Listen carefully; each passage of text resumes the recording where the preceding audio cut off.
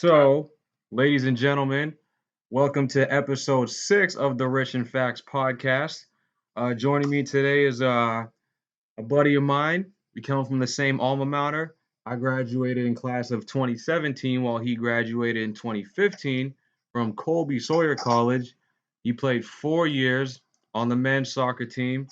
He was also an assistant coach for 3 years for both the men's soccer team as well as the women's basketball team. And this fall, he'll be starting his first season as the assistant coach for the soccer team, the men's soccer team at Clark University. Let me introduce you all to my guy, Alex Ortega. How you doing, buddy? Good. Thanks for having me. It's a pleasure to have you, my man. So, tell my audience a little bit about you, man, because I'm curious myself. So, where did your passion for soccer come from?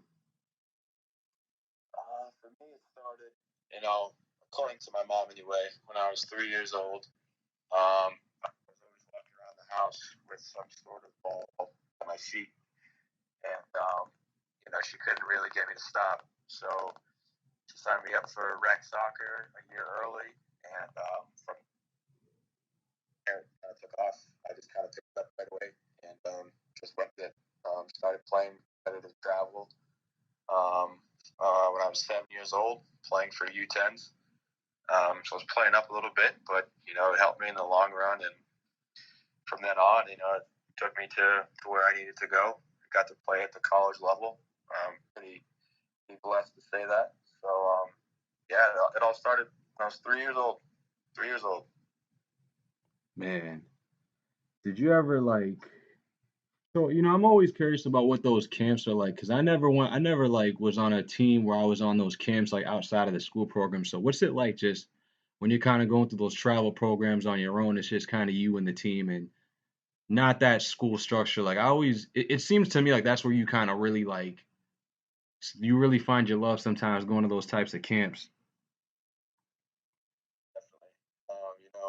You're away from that school setting. It's a little less serious. Don't get me wrong, it's still competitive. It's still usually a good level.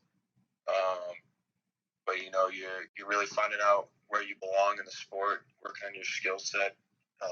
Before the high school season starts, and playing against kids from different states and sometimes different countries, and just kind of seeing where you stack up and what you need to work on and what you're pretty good at. And that helped me for sure. Growing up, and by the time we got to high school season, a lot of the guys were on the same page. Which kind of helped us build on our success over the 4 years in high school. And you played soccer growing up in Milton, Vermont, right? Correct. So what was the level of competition like in Vermont growing up? It definitely varied. I can honestly say that most of the talented kids in the area played club soccer, for bigger clubs. Um, but that I had that option for sure. But I was also into basketball as well. And whereas a lot of those kids who played club were dedicated to soccer year round, and although I would love that, I just I shared a love for basketball as well. And a lot of my springs and summers were spent playing AAU basketball. So I didn't really, leave a lot of time for club. So I chose, a less demanding schedule where I could play both soccer and basketball. And I kind of made that work, for my 4 years. Yeah, so talk about your 4 years at high school. So you played soccer and basketball for 4 years at high school? Correct. And then when you got to Colby-Sawyer, you only played soccer Colby-Sawyer, right? Correct. So what made you decide to stick with soccer and kind of leave basketball behind once you got to the college level? It was really tough, because coming out of high school, I had one offer to play basketball at the University of New England, and I really considered going there. But I also pictured myself not playing soccer, and I could not do it. After playing for such a long time and putting a lot of hours into it, Whereas I picked up basketball in 7th or 8th grade, I just couldn't not play soccer. So I kind of went with my heart on it, and I'm glad I made the choice that I did, because without that, I probably wouldn't be coaching soccer right now, to be honest. So it all kind of goes hand in hand. Yeah, and you going from being on the Colby-Sawyer soccer team, I think you weren't you the captain your senior year as well? I was, yeah. So what was that like going from being on I mean, just talk about your experience of what that was like being at Colby-Sawyer, because for the two of us that go there, we know how much love the soccer team gets at Colby-Sawyer. Just what was that experience like playing soccer there for 4 years? It was amazing. It's a small school. We really care about our sports up there, which is really nice. We have a beautiful, beautiful facility. One of the best soccer fields in New England, so that's always a plus. Um, I played with a lot of great players. In my 4 years, my roommates were all soccer players, so it's kind of a thing that we shared. We had a lot of good times on and off the field. But playing soccer and being a successful team, especially my junior and senior season, was awesome. It kind of culminated, the previous 20 or so years of playing soccer, and, finally seeing it into something, really cool. We made a really good run my junior year to the championship. We weren't supposed to be there, but we did. We made it there.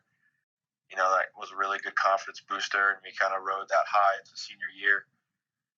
We won program record amount of games that year. We broke a ton of other records. So it was an awesome time to be there, and getting to the other side of it, coaching. I wanted to keep building on what my senior class kind of left behind.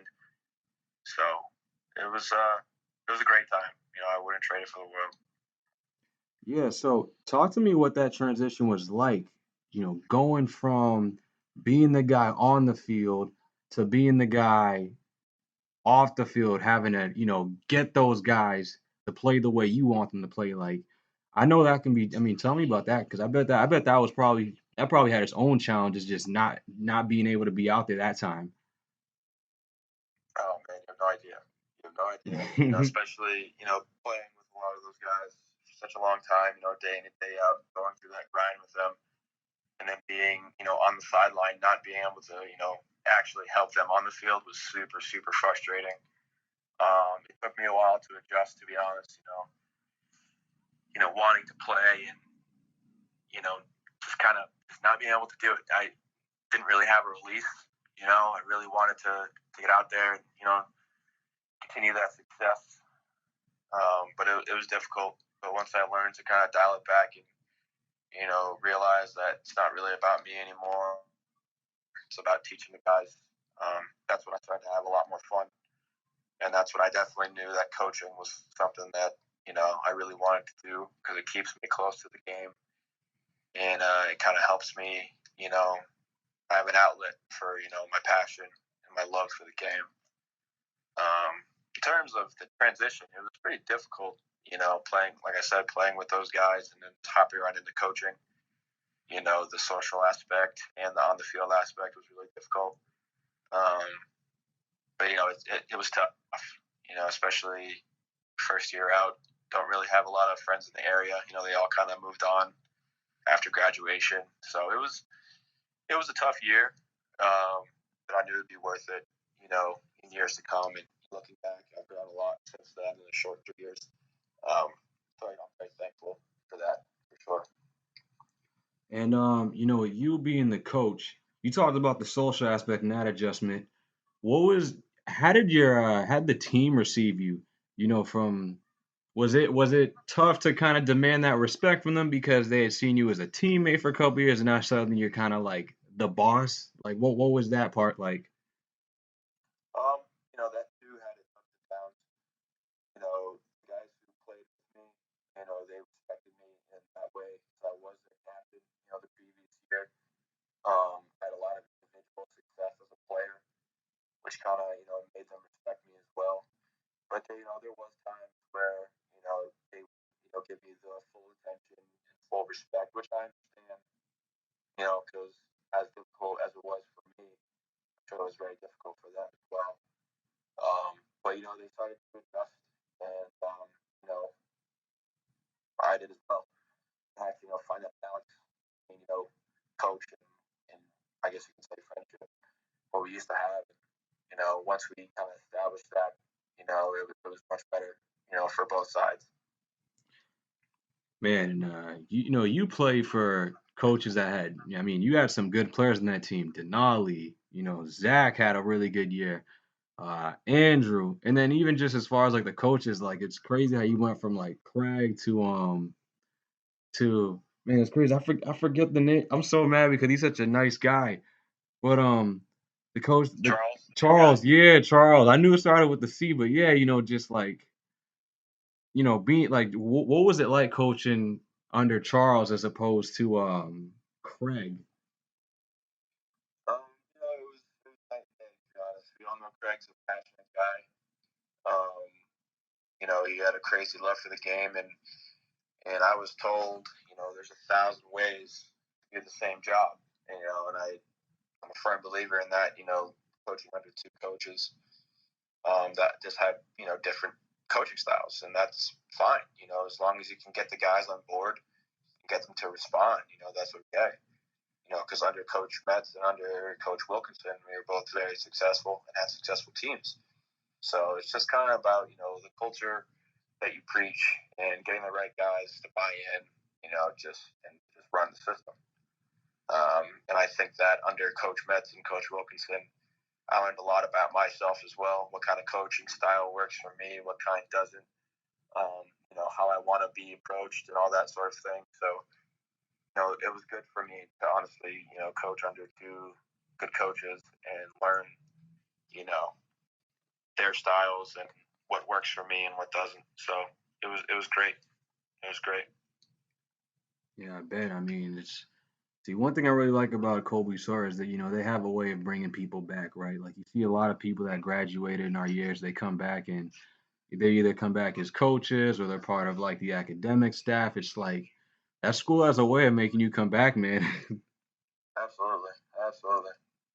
Alumni weekends, like it's crazy. And it was fun. Like like even just me being able to be the PA announcer and calling you guys' games, like I enjoyed every, Saturday, Tuesday, whatever you guys had a game on, like whether it was 80 degrees or, 10. Like I always enjoyed the energy that Colby-Sawyer had on Saturdays when they had like this doubleheader soccer games, and then you had the field hockey game going on the other side. Like that was awesome, man. I still have Absolutely. good memories looking back at that. Yeah, man, small school, but really care about their sports. And that was a big decision. A big part of my decision in going there was, big sports following. That's important for me. Absolutely. And speaking of sports following, um, you know, the 2018 World Cup, man. I mean, like, like, I'm not big into soccer right now, but I know a lot happened. I was following up with all the updates and whatnot. Crazy upsets. Talk to me a little Oh bit yeah, what it was like watching it this year. it was unbelievable. Like you said, it was crazy.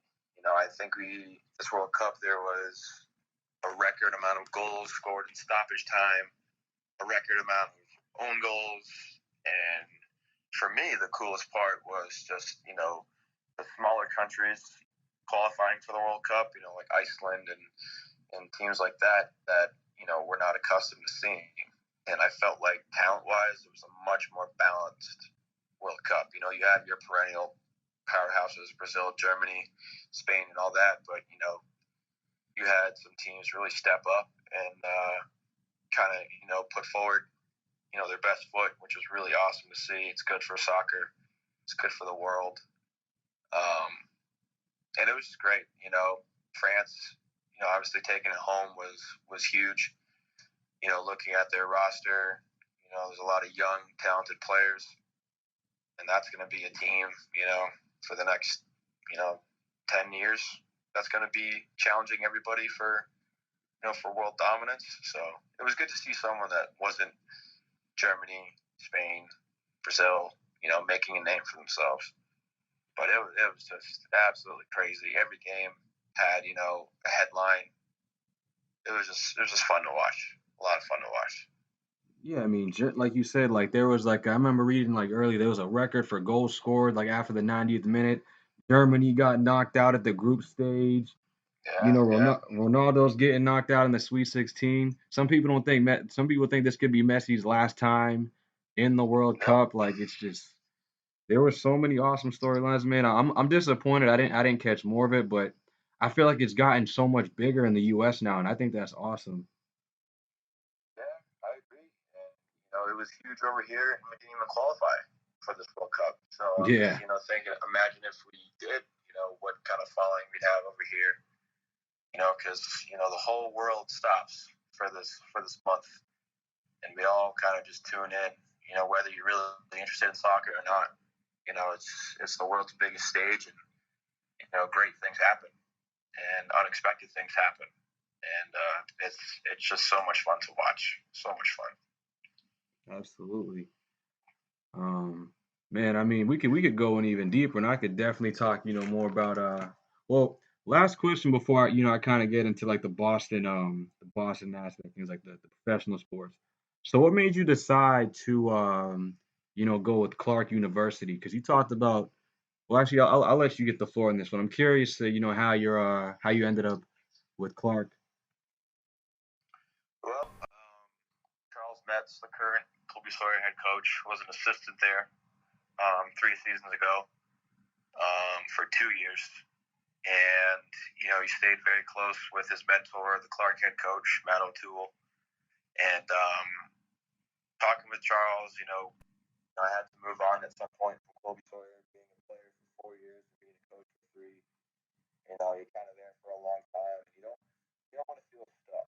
So, it was good for me to be able to take advantage of this opportunity. Clark had an opening as well, and it just kind of made sense. It was a good fit. That was Charles' mentor, and Charles was my mentor. So it just made perfect sense for me to take advantage of it and make the jump. I'm really excited. It's great soccer in that conference. You got a couple nationally ranked teams. Springfield, Wheaton, Babson. So it's going to be some good soccer. I'll be there for 2 seasons. Hoping to learn a lot. I already have. Um, I've already networked, pretty well, meeting a lot of new coaches and all these camps I've been doing this summer, and it's just great. I'm really excited for the opportunity, and I'm excited to see what happens this fall. Hmm. I lied. This is my last question. So, and this isn't just for you. This is for kids, people watching that are either athletes and they might want to be coaches someday. What's the biggest thing that you've gotten so far from being a coach? Like, what's the either best advice you've been given, or I would say, what would you think is the most important thing you've learned so far since being on this coaching path that you're on? A couple things. The first thing is I mentioned earlier is that there's 1,000 ways to do the same job. And I've seen that firsthand and experienced it firsthand. So over these years, this will be my 4th year as a college coach. I'm kind of developing my own coaching style that's a little bit different from other coaches. One that's kind of unique and it works for me. So I'm curious to see, one day if I become a head coach, whether that'll work. Because it's all about knowing your players and kind of basing it off of that.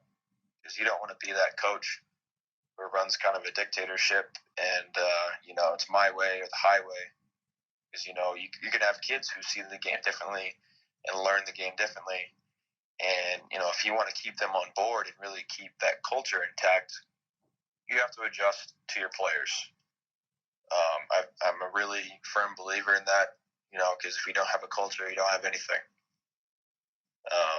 And I'd say the second piece of advice, that I've really taken to heart so far is, you really got to put yourself out there. You really got to network. And especially in coaching, it's all about who you know, really. And I was given a great example, by a coach I met one time. And he's like, if I'm if I have an opening on my coaching staff and I'm looking to hire an assistant coach who has 10 years of experience, but no master's degree, no doctorate or anything like that, as opposed to a candidate that has 3 years of experience and a master's, I'm always going to take that guy with experience. And it was interesting to me because coaching is a very, superficial profession. You need certifications, you need, a master's degree really helps. So that kind of was the eye-opener to me in a sense that, you really got to network and you really got to get yourself out there. Because, I currently don't have a master's degree. I'm working on it, but I don't have one yet. And, but I'm starting to build my network a little bit more. So it's going to come down to, can I get that job without having a master's degree? Well, how are you going to get that? By networking. So I really, put myself out there. All these camps have various, divisions, 1, 2, and 3 of coaches there. Head coaches, assistant coaches, associate head coaches, graduate assistants, all sorts of coaches. But it's just great, to the network, and it's very, very important. So those are the 2 things that I really, am focusing on my coaching path so far. Absolutely.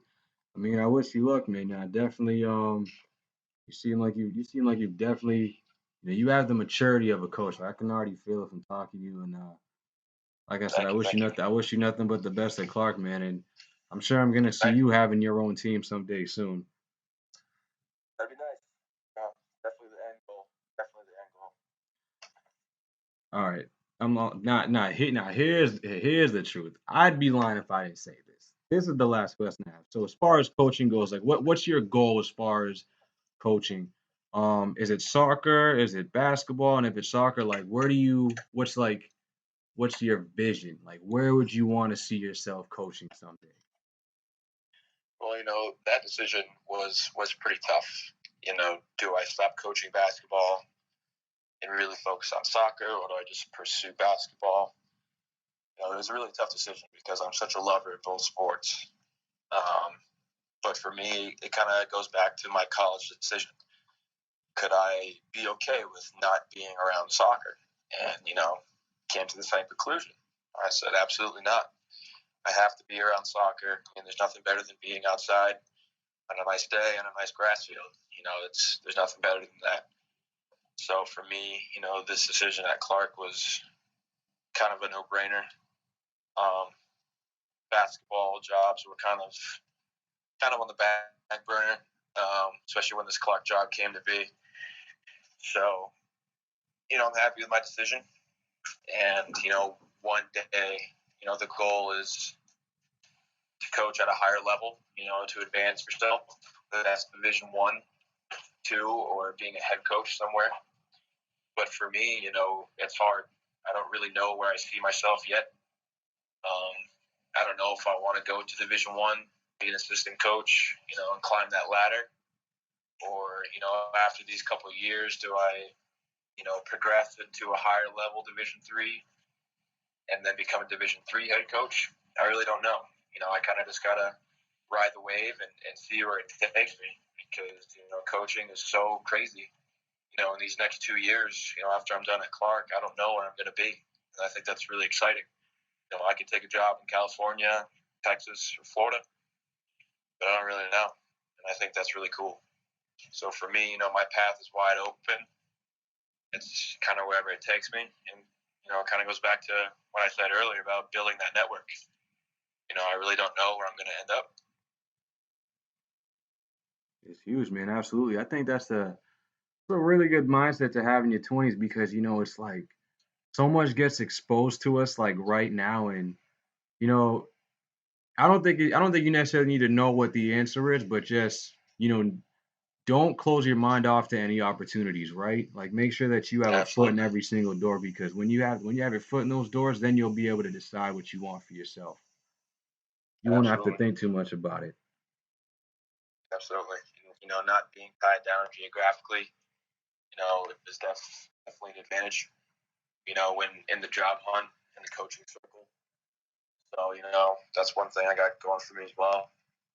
But just I felt when we're able, great opportunity, just build to where I want to go. So. Word. But yeah, man. I mean, I love the soccer story. Like, I love the soccer story. It's awesome. I'm definitely gonna be following next year. I mean, the World Cup in 2022. I'll tell you that much. I'm not missing that. It's gonna be on TV, that's for sure. A lot of rising stars in the world, Hmm. which is great. But yeah, man. Now we gotta get into our Boston sports. So, I mean, as Patriot fans, man. I mean, as a Patriots fan, it's been a hell of an like.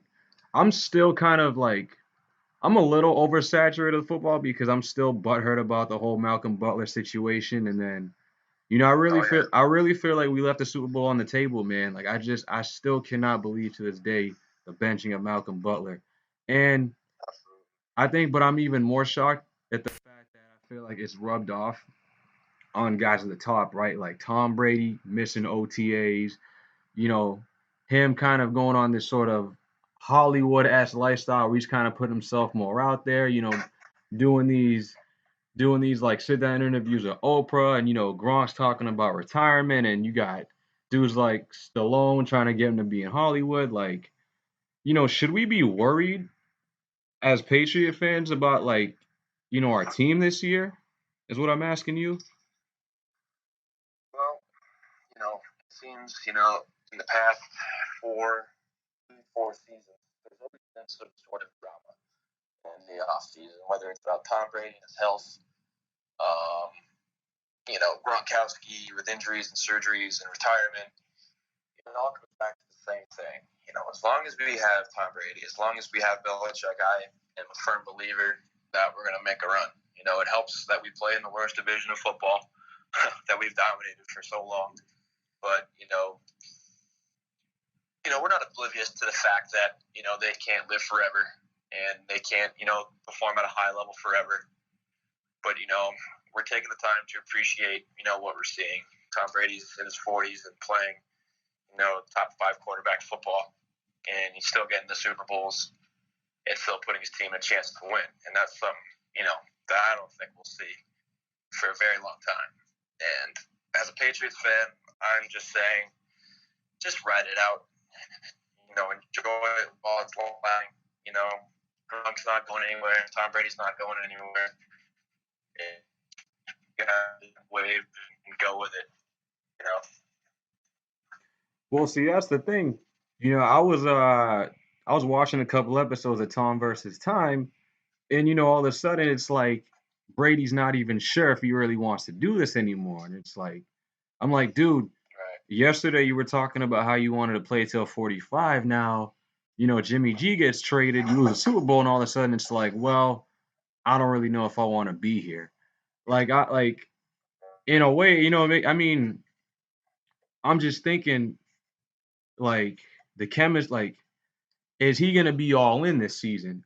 Is there like is like I like I'm just I'm not if Brady comes in, Well, if is he gonna be focused on football? Is Gronk gonna be focused on football? Because like Belichick wants his team to be run a certain way, and if Gronk's out here, of course. doing crazy celebrations after touchdowns, I'm worried that's gonna divide the locker room because if one guy's rejecting the coach, now other guys gonna think, well, what about me? Kind of like what was going on with Alex Guerrero and the whole how guys are going to see him instead of like the team trainers, like do you I guess so you don't think the friction is going to affect the locker room at all?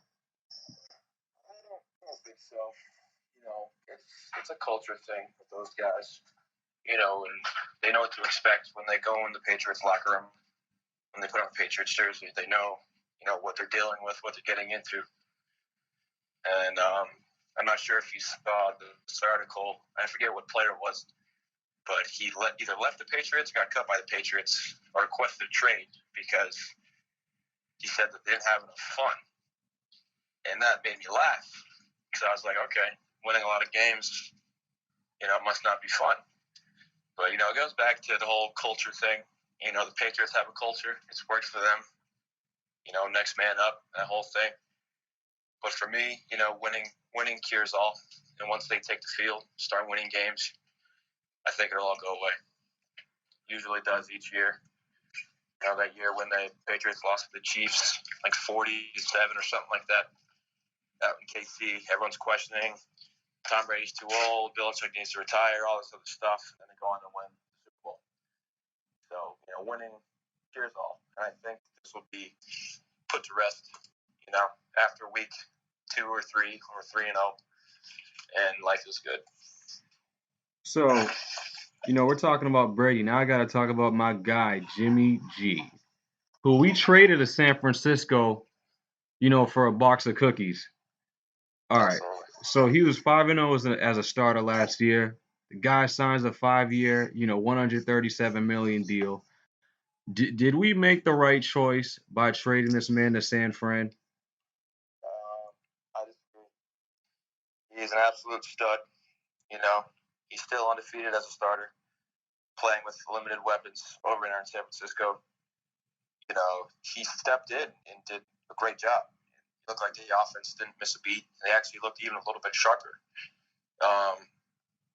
It was really unfortunate, that trade went down. There's rumors about, what happened in the front office as to why it happened. And after, rumors had circulated that Jimmy G wasn't leaving, then he ended up being traded. And, who had to do with it and all that other stuff. But I think it's a bad trade. Jimmy G, that future is secure. That winning culture is still secured for however long he can go. That's would have been like a passing of the torch thing. And it's really too bad that we don't get to see that. And now it's just a big question mark. Brady goes down, then what? What do we got? So it's kind of tough. We got Brian Hoyer, man. He had the Browns at 6-2 a couple years ago. Remember that? Yeah, Brian Hoyer making his rounds through the league, but still, it's tough. Longevity-wise, we don't really know what's going to happen. So if you had to choose, because for me, what it came down to was, it sounded like Belichick was ready to pull the trigger, either in the middle of the season, or just like right before the season started last year. Would you have been okay if they had traded Tom Brady and just rode out last season with Jimmy G? I think they would have on their hands, externally, just because of who it is and what he's done, his body of work. But Tom and Bill have disagreed on the longevity of Brady's career. Brady thinks he can play to the mid-40s. Belichick is so optimistic about it. So it was kind of a toss-up, but for sure, Patriots Nation would have been their minds if they traded Tom Brady, and I think I would have too. Especially knowing he's got a couple years left in the tank. But there has to be a time where it happens eventually. But I'd like to see him in his career as a Patriot. I feel like that makes the most sense. Dude, I'll be honest, man. I think I would have been hurt, but I would have been ready to move on because I'm looking at us having 5, 6 seasons of Jimmy G going 10-6, 11-5, probably getting a first round bye a couple times, and we might not win a championship. We might get to one Super Bowl, but I believe I have a little more faith in Belichick than I do in Brady. So if he really thinks that we can do it with this guy, I would have been fine with it because for me, at that time I'm thinking, okay, this could be Brady's last good year, and then if he plays next year, all of a sudden he's gonna crash because, when quarterbacks decline, it happens so fast. Like it's not something that just kind of gradually happens for other athletes. It's just like, one season you're throwing 30 touchdowns, the next season you're throwing 10 and 15 picks. So to me, I'm just like, dude, like if they had won the Super Bowl, my thing was, okay, if you win the Super Bowl, I was thinking this in 2017. If you win the Super Bowl this year, then it's okay because I'll take a championship over, 6 good years with no ring. But when you lose the Super Bowl, it's just kind of like, man, like this is what you kept him for, and you didn't do it. So to me, it kind of looks like, at the moment, it looks like a failure. But if they can do it this year, then I'll change my mind. Culture thing. Nobody expects the Patriots to lose more than 4 or 5 games a season, and that's still with Tom Brady at his age, that's pretty impressive. So that's hard to move away from, especially when a guy as cerebral as Tom Brady is. He can pick apart any defense any time. That's hard to get rid of, and even though we didn't take home the Super Bowl this year, still got there when we weren't even really favorites, and I think that's something to really to take in mind when the front office is trying to make decisions about who to keep and who to trade, who to sign and who not to. But I think they made the right choice keeping Tom, but trading Jimmy was kind of an eyebrow raiser for most people. After it's told we're going to keep him and he's the future, blah blah blah, and then he's just gone and he's already being a stud for an underachieving team. It's kind of like, wow, shit, what do we do? Kind of thing. Now we have Brian Hoyer as our backup. Like, what is going on? But time will tell. That division is going to be fun to watch next year. The NFC West, because I mean, Seattle's they're kind of in full rebuild mode now. They pretty much got rid of the Legion of Boom. You got right. Like Chancellor might not ever play again. Sherman's in San Fran, and you got the Rams that just came off like an 11-5 season. Like they're young and up and coming. Like the 49ers, they look like they've got a good program in place there. Like that division is going to be fun to watch. But absolutely, and yeah. But so I mean, as far as just like Boston, now we got to shift to team number 2, our Boston Celtics. Been another crazy off season, man. I don't know about you, but like I was shocked that we lost Game 7 to Cleveland. I didn't think we were gonna win the series, but once it went to 7, I thought we had them. especially being at home where they only had dropped. I don't think they lost a game at that point at home in the playoffs. No. And as I was watching it, you had to think, all right, that's LeBron. It's Game 7. It's a trip to the finals on the line. You knew something was going to happen. And it was more of, are the Celtics ready for it? And I think they were for the most part. But, I was sitting there watching the game, and I think Cleveland was up just by a few. It was getting towards the end of the fourth quarter. And that's when the inexperience really showed for Boston. You had Jaylen Brown taking bad shots, rush shots. Tatum missed a couple good looks. More so the shot selection was what really stood out to me, and that's what lost them that game. Because there weren't a lot of points scored in that game. So in games like that, you really got to take each possession and kind of break it down and make sure we're getting good, clean looks. And there was a couple times where Jaylen Brown specifically was early in the shot clock, off balance, double teamed. It's just, that wasn't really good. And it was kind of not really what you're used to seeing from the Celtics. As a Laker fan, I was kind of happy to see, the Celtics lose, but they should have won. They should have won that game. And they I think they'll use that, as motivation for next year, along with Gordon Hayward coming back healthy, Celtics getting another good guy in the draft with a good piece. I think they'll be ready. I think they'll be ready for many years. I mean, it's going to be interesting. If you're talking about that first round pick, Robert Williams, like he's gotta show up to practice first on time. Let me just tell you that. Oh yeah, absolutely, and wake up. Like you already heard rumors about this guy coming in that he's kind of a hothead. So I mean, you talked Yeah, a lot about locker room culture. It's going to be interesting to see if Brad Stevens, can if can kind of work his magic on Williams because that's the type of guy that we need. Like what the Celtics do. A front court player that can just really kind of bring a little more aggressiveness. Because right, Horford's good, but that's not like in my ideal world. That's not the guy I want. At center or like I think Horford's more of a right, power forward. He's just not built for that kind of.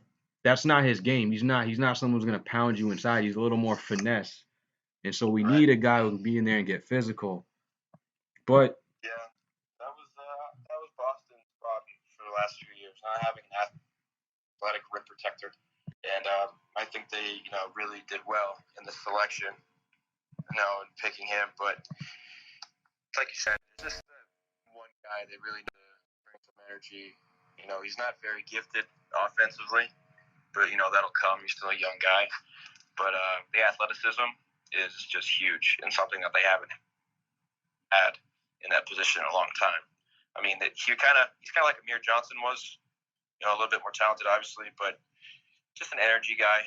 He does his job, plays about 10 to 15 minutes a game, sometimes less. Just goes out there, gets maybe 8 boards, 6 points, nothing flashy, but he's an energy guy. I think that's what they were going for. But like you said, he's really going to get his shit together.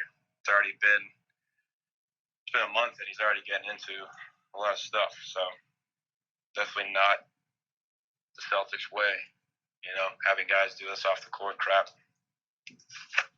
yeah, I mean, absolutely. Like and the thing is, we don't even we don't need him to score because if you look at the Warriors, they're not asking JaVale McGee or Zaza Pachulia to score. They just need you to, give us your 10, 15 minutes, get some boards, be able to run the floor with us. Like you got to have the speed and the athleticism to be on the court when we want to play fast. And if he can do that, we'll be fine because I'm looking at four guys that could give you 20 points a game next season or close to that.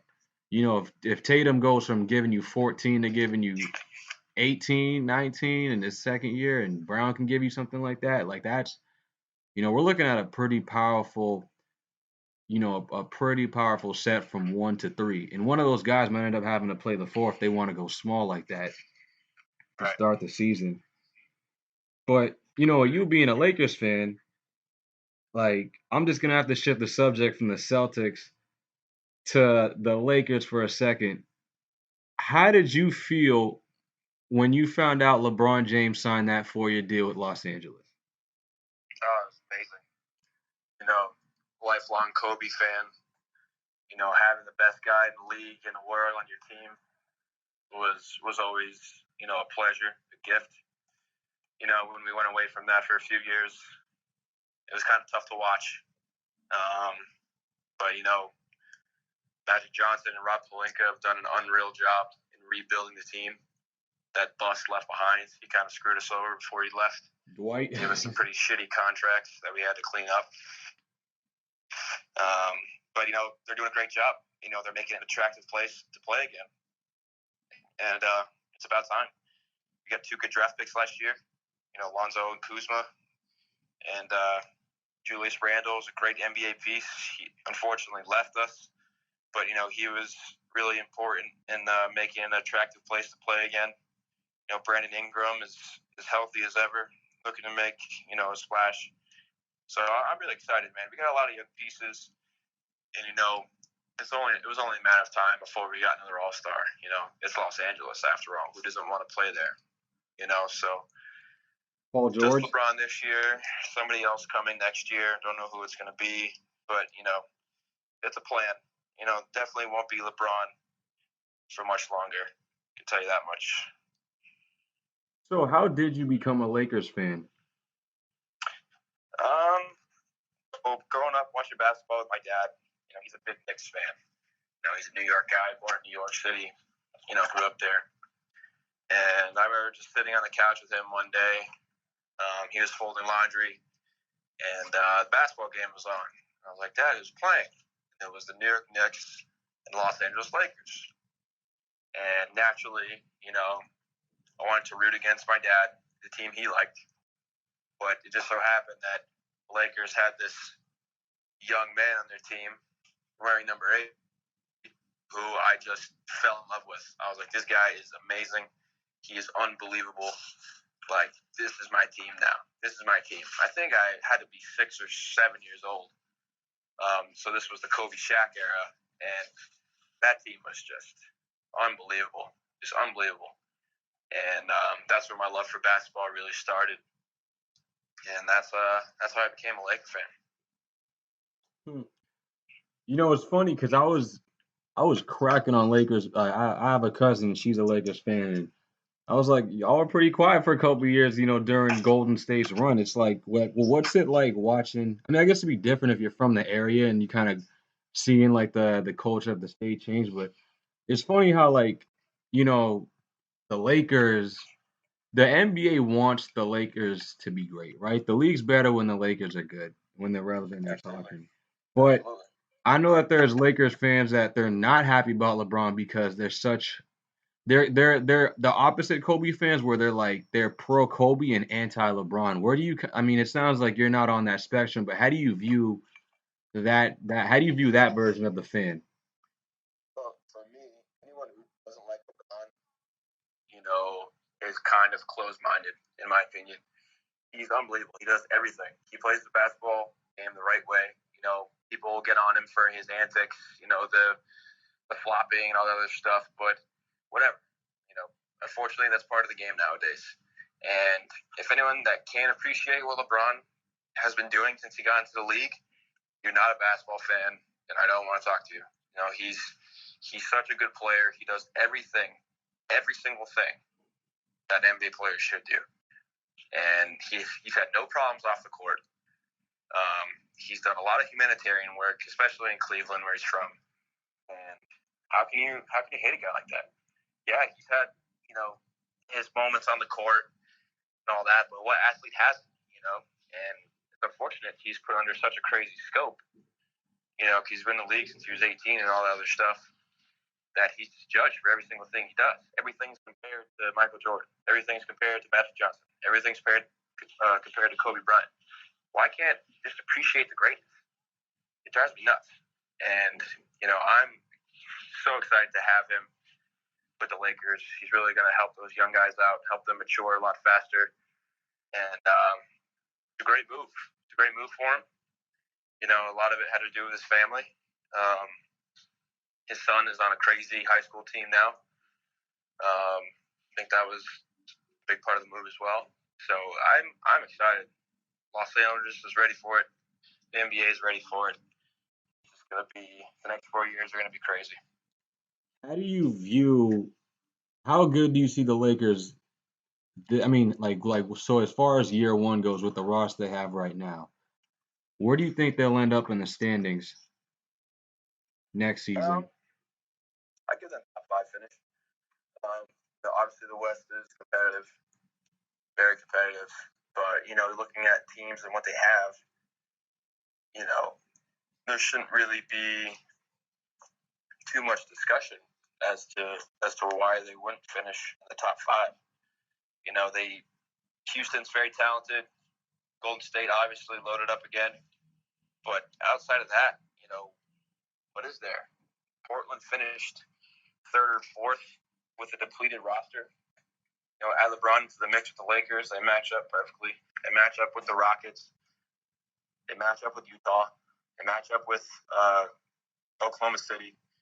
So, I mean, there's no real reason they shouldn't finish in the top 5.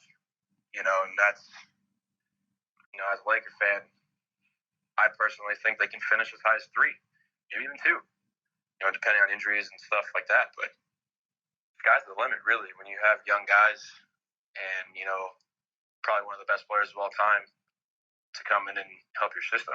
I mean, anything can happen. I have to admit, man, I was shocked because I really believe that, and I do really appreciate LeBron's greatness, but from how what's the path to get to the finals? Because in terms of getting to the finals, guy, you want to be challenged, but you don't necessarily always want to go through the best. You don't want to necessarily play every great team and wear yourself out. That's why I thought, Right. okay, he would stay in the East and maybe go to Philly where, he can kind of restack the deck. Because Cleveland as a franchise, the problem is they weren't better than Golden State. And the fact is, no free agent was going to go over there. So I didn't blame LeBron if he wanted to, go to another team where you have a better chance of winning. But, for years Right. we've just kind of heard the talk about, okay, LeBron couldn't do all this coasting in the West that he could do in the East because he'd be playing against better competition. And instead of finishing at 2 or 3 coasting, you'll end up finishing 8 or maybe even not making the playoffs. And, you'll be in a tough situation. So I was shocked he decided, okay, I'm going to go West because now that means you got to play Golden State before you get to the finals and you probably got to play like 1 or 2 other really good teams before that. So I was like, whoa. And you're going to a Lakers team that's not ready to win right now, and you're at 32, 33 years old. So I was shocked by that, but that tells me he really believes that. I mean, like you said, I think family is a big part of it too. His Yeah. kid is having success down there in high school, but at the same time, I think LeBron he's a businessman too, and he's also looking at it like, okay, like this is the place for me to finish my career. Hollywood's right there. LeBron's been in movies already, so I think it's a good as far if he's looking at it from a business perspective and the idea that he could probably win maybe another championship or two, maybe in year 2 or 3 or 4, depending on who they get, then it's a good move. But it's definitely something I wasn't expecting. Right. Well, for me, looking at his options, Philadelphia wouldn't really make much sense personnel wise. Because Ben Simmons is an oversized point guard who needs to have the ball in his hands. Joel Embiid, very skilled center, can do it all. LeBron is also a guy who can do everything, but also needs the ball in his hands. So I don't really know how that would have worked out. Um, but if he was going to go to the West, it was either going to be Houston for me or LA. They just made sense, those destinations. Houston because, he can work with Chris Paul. He can kind of run the offense. LeBron can, play off the ball a little bit. Because, in the playoffs this year, I think he got tired, honestly, being on the ball almost every possession. With Houston, he wouldn't have to be. You got 2 pretty good scorers with that team. You got a really up-and-coming center. A lot of tough defensive-minded guys on the roster. So I think that would have made sense there as well.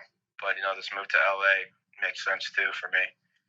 I had a lot of other components, like I said, family that, the Houston and those other places didn't really provide. So I think it was great. This year will be interesting to see what happens. Obviously any team with LeBron on it is a contender. But we'll see, who attracts or, in the next few years here because there will be another star. It's just a matter of who and it's just a matter of when. But there will be another one. There definitely will be. How confident are you that Kawhi Leonard's going to end up there in 2019? Who knows? I mean, his trade to Toronto doesn't make much sense to me at all. I don't think either team got better from the trade. But we'll see. I mean, every good player seems to be playing in the West now. I'm just curious, after a year in Toronto, I don't think him and Kyle Lowry will mesh that well. They'll probably win 40, 42 games, 43 games, make the playoffs, get bounced first round. And I think he'll be ready to win again, especially being in the Spurs culture. So I'm curious to see what happens. I'd love Kawhi. He's probably the best two-way player in the league, next to LeBron and Paul George. Any team would be lucky to have him, but there definitely will be a big market for him in 2019. You might not see any Eastern Conference teams.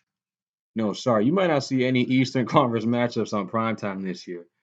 Like, who are we gonna watch on TV now other than the Celtics? I just watching ESPN and watching their reactions to this new trade. It's like it's going to be Boston and Philadelphia in the Eastern Conference Finals for the next 8 years. It's just, Milwaukee, depending on what Giannis does and who they can get around him, could make a run too. But, geez, there's just nothing.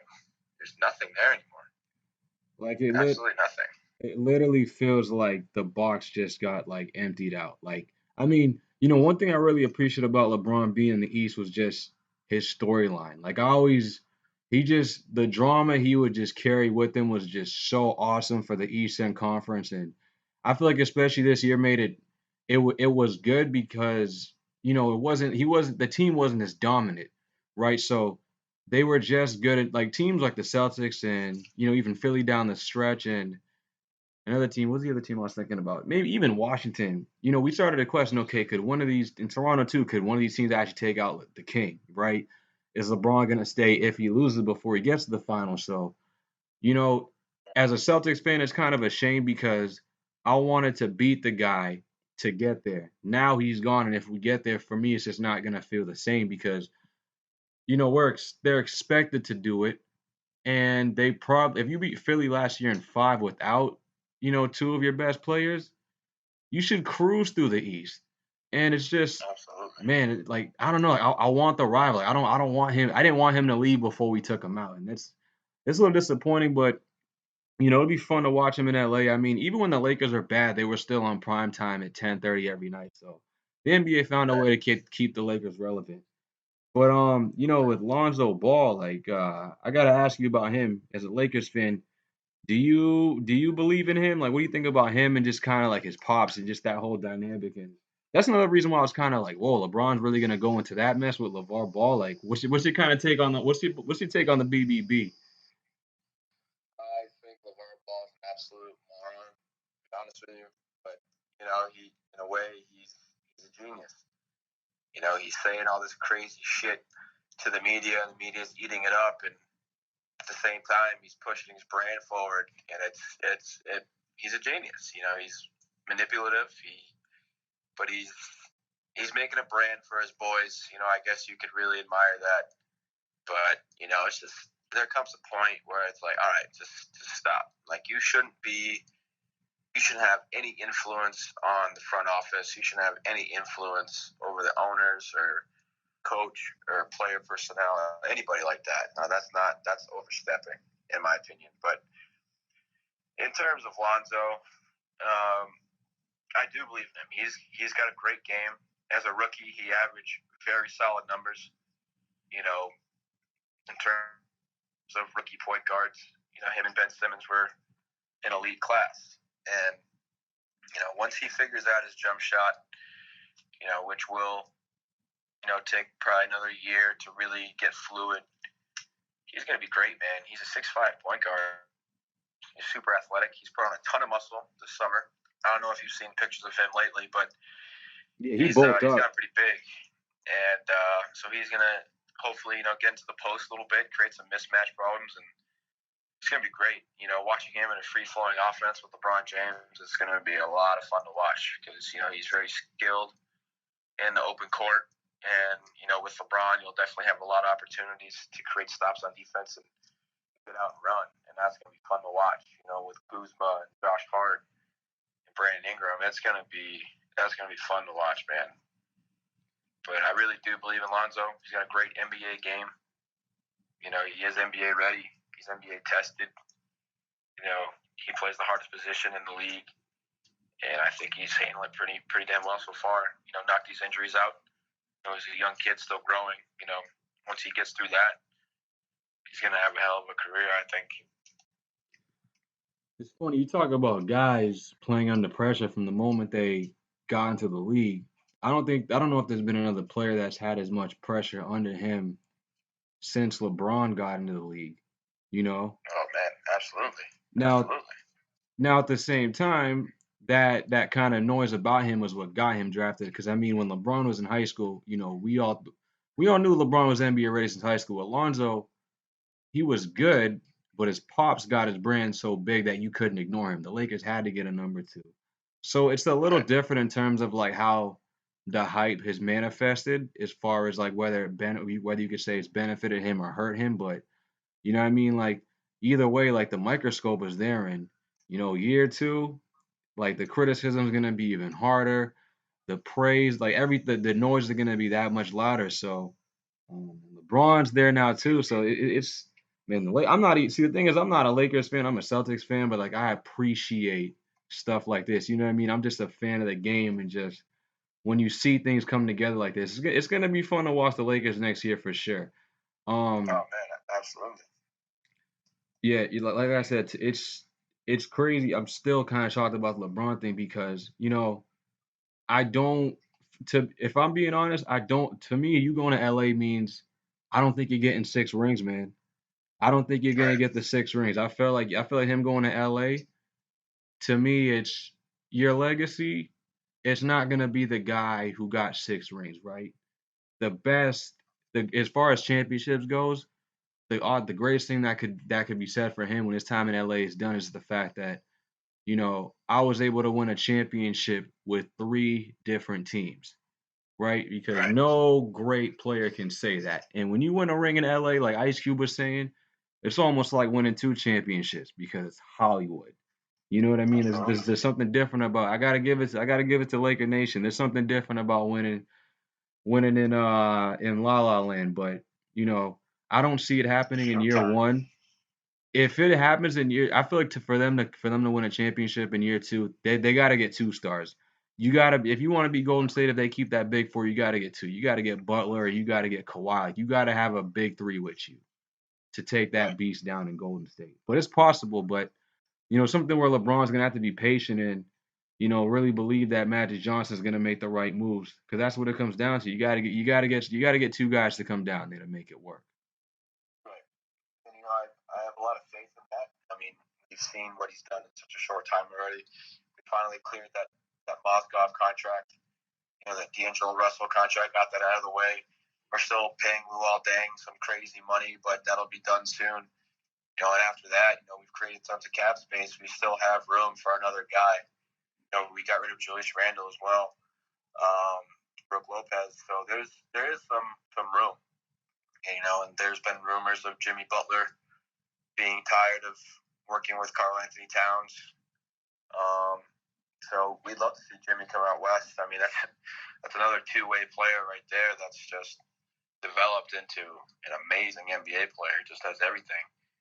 And who knows? I mean, like I said, maybe this year LeBron brings LA, puts them back on the map, and makes it even more attractive. Maybe they get to the 4th or 3 seed and they make the Western Conference Finals and lose to the Warriors.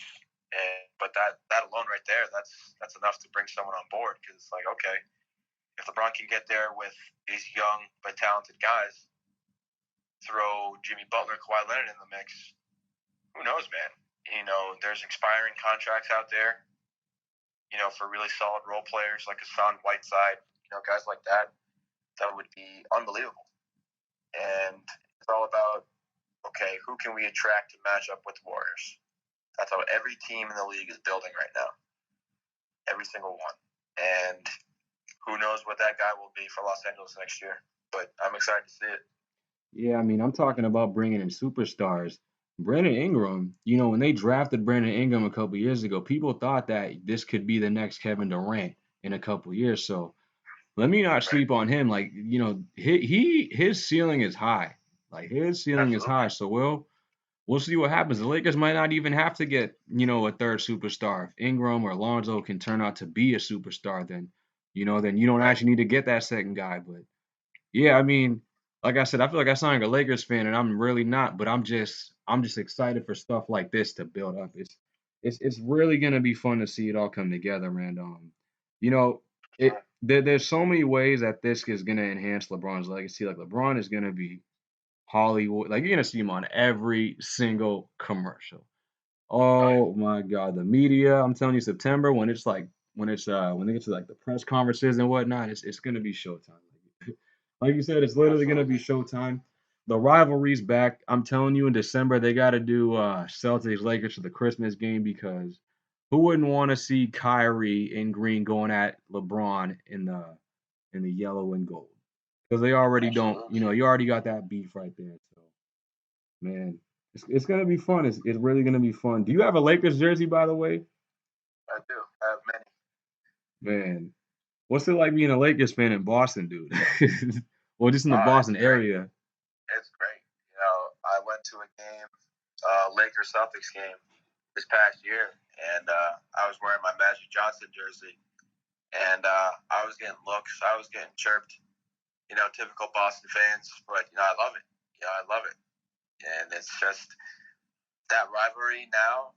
It has a little bit more meaning because the Lakers have kind of been relevant since 2012, 2011. So it's great. I'm excited. I'm really excited for this, and Lakers fans have been waiting. We've been patient, and we deserve this. We deserve it. Yeah, it's gonna be the Battle of California, man. The Lakers might end up, you know, it's crazy because Golden State's gotten so much love in the West Coast and that state. Now I feel like it's gonna be a fight for attention.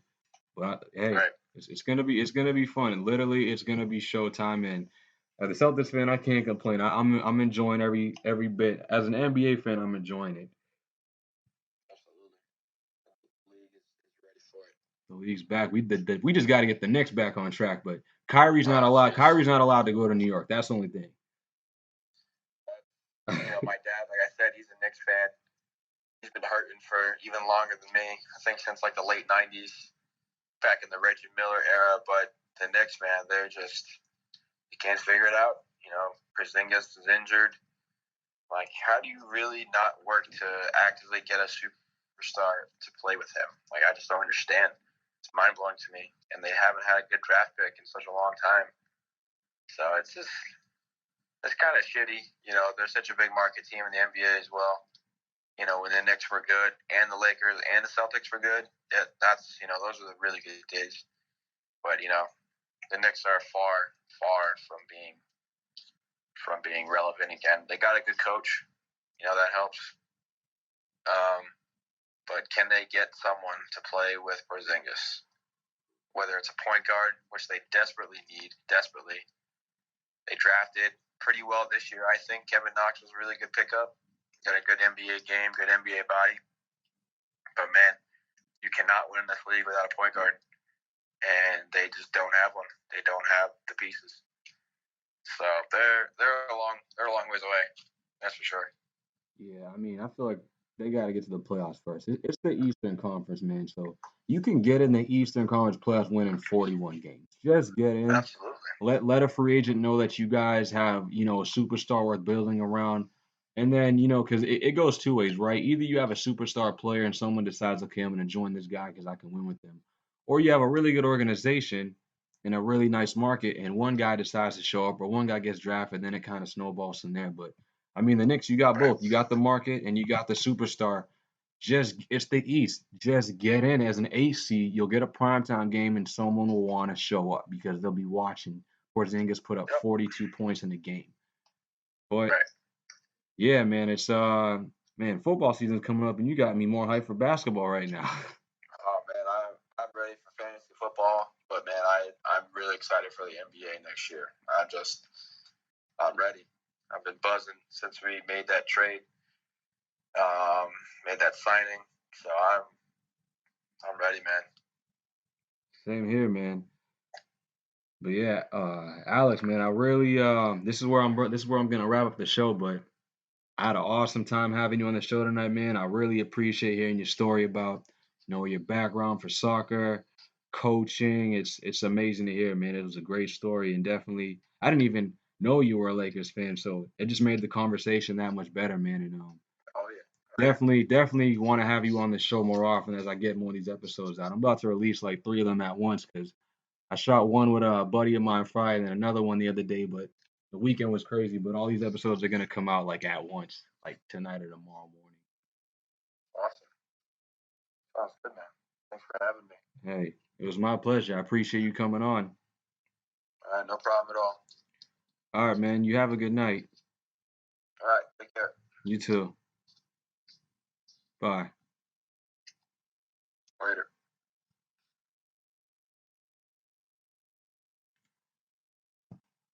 All right, everybody. That was episode 6 of the Rich and Facts podcast. Please like, share, and subscribe to all of my content, both on Facebook, Twitter, YouTube, Instagram, SoundCloud. I'm everywhere. I hope you guys really enjoy that episode that I just put out there. I had a great time, doing that interview, and I hope you enjoyed it as well. And stay tuned because more great content is on the way. Thanks.